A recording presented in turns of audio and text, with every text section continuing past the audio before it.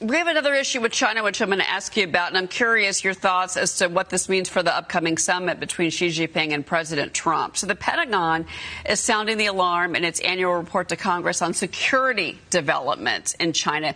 The Department of War wrote this: China's top military strategy focuses squarely on overcoming the U.S. through a whole-of-nation mobilization effort that Beijing terms national total war. China's historic military buildup has made the U.S. homeland increasingly vulnerable. China maintains a large and growing arsenal of nuclear, maritime, conventional, long-range strike, cyber, and space capabilities that are able to directly threaten Americans' security. I wanted to get your take on this because there's a really interesting deep dive of this in the Journal this morning. Can Trump's Navy match China's?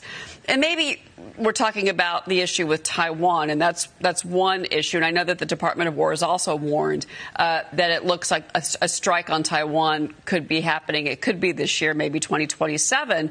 But you do see the president really moving to at least bring the ships, the U.S. naval ships, into the new age, into the new century, possibly because of the China threat. What do you make of that?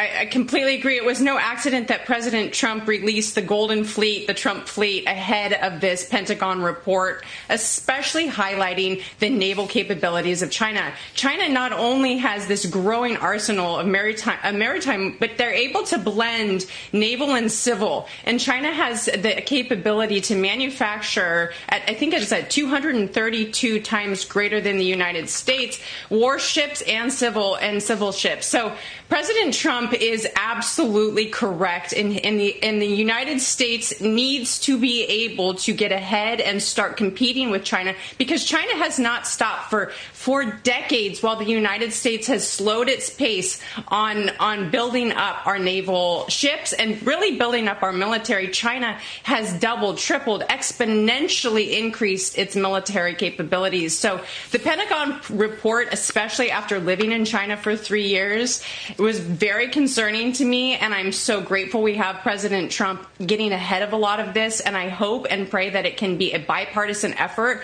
from the Democrats and Republicans to really get behind him and develop our military on this, Cheryl. Well, I think, again, that warning that I read to you earlier is kind of the key point here, that this threatens American security, in particular with the military buildup that the Chinese are doing. And all of this, of course, ahead of that summit with Xi Jinping that's coming up in the spring of 2026.